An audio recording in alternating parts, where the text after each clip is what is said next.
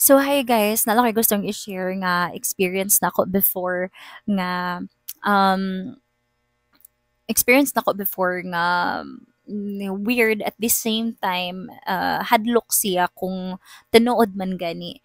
So, ako ning damgo before way back in my elementary days, pero mi ko damgo ko naglalaki nga way now unya giromansa ko. And then, kadalaging elementary ka, yung bataon kikagutok, uso mo kay itong flames-flames, no, nya uso kay itong mga soulmate-soulmate na to, pero kanang bitong, bisag damgo, butangan dayon na to og meaning, bisag unsa kagamay sa damgo, butangan din na to og meaning, assume din tang ay, basi buo na to kung soulmate, yun ana, yun ana. So, kilig pa kay ko that time. Kanang every time damguhon ko, ano mo, share jud ko sa kung may gagaw, guys. So, nipadayon na siya hangtod gani high school ko. And then, kani pag high school na nako, napuna na sa ding ako ang mga weird nga experiences aside sa ako ang mga damgo. Um, every time every time nga mopauli ko gikan sa eskwelahan during lunchtime kay ako ang eskwelahan good pag high school na ko is dool ra sa amo so during lunchtime mo pauli gid ko kay gusto ko matug kadiyot ba matug ko gamay before ko mo balik sa ako ang afternoon nga class. Unya, every time nga matug ko sa amo, maatlan man gud nga kada uli nako sa paniud to, ako ray tawo sa amo, sa amo like sa moang kwarto, ako ray tawo sa amo. And kapila na gid mahitabo as in na straight gid to nga every time mo piyong ko pukawon jud ko kusog kaayo nga lagubos sa kahoy. Kana bitong murag naigidukdok nga kahoy nga grabe gid ko kusog nga as in maigking jud ko.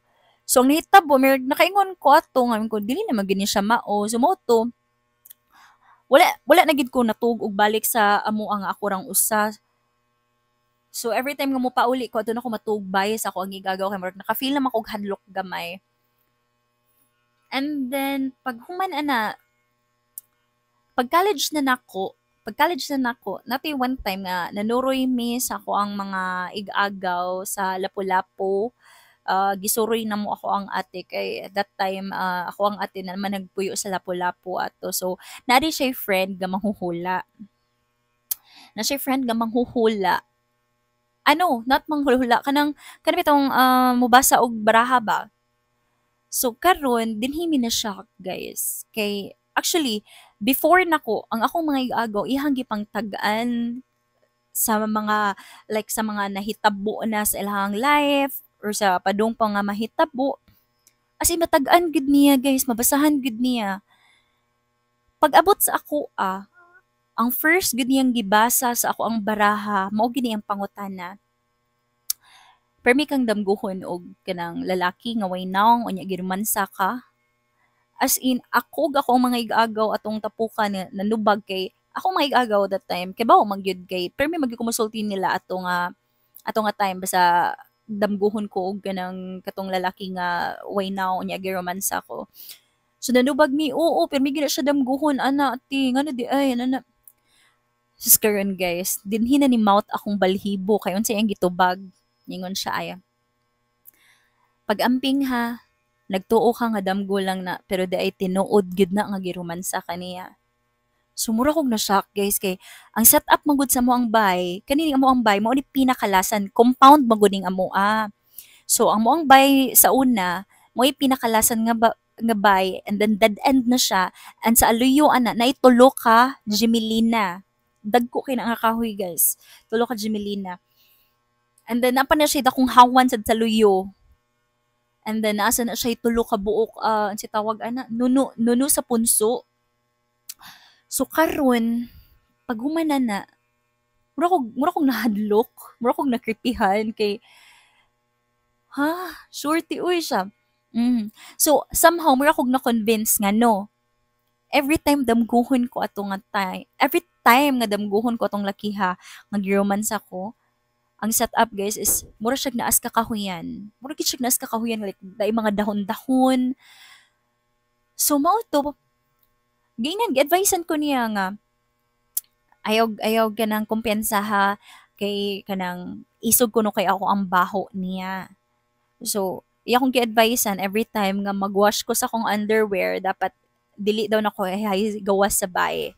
Dapat lang kuno nga naa sa sud. So, mura kog nakripihan guys. So that time iyang gitagna katong gidemolish na mo ang bagay nagpa-renovate me same location ra gihapon exact location ra gihapon. So mao to nag-abang mi walking distance ra gikan sad sa amoa.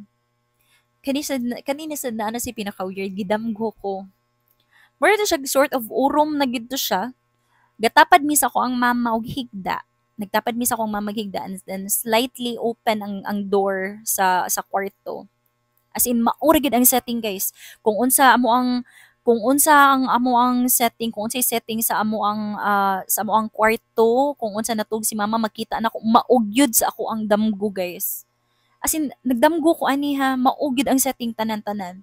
Slightly open ang door. Ug sa dihang ngit-ngit kaayo, naalay ka ng kanang bitong naalay hayag gamay nga nisud sa kwarto kay magpasiga mamig suga sa gawas. Nailalaki nga nagbarog, gawas sa pultahan, and then naka-hoodie siya nga black. Naka-hoodie siya nga black. And then nagtanaw siya nako. And then nakita nako si mama nga natug na aragid sa akong tapad. Sus karon naganam-anam siya og duol nako sa ko ang damgo.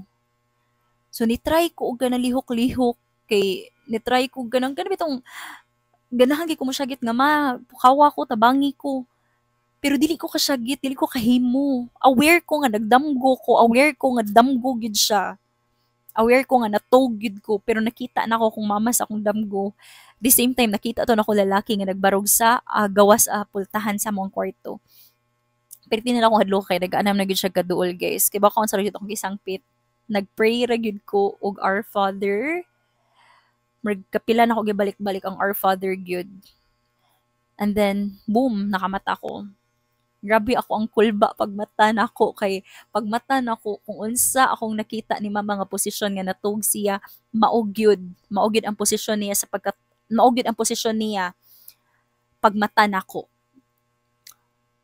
Sus grabe gid guys. So mao to siya, mao to yung last experience nako nga murag creepy kaayo. So basin ka mo din hamping-amping mo basig gidamgo na sa mo dihag lalaki nga why now unya girumansa mo nga magtuo mo nga mo na yung soulmate niya di ay laka.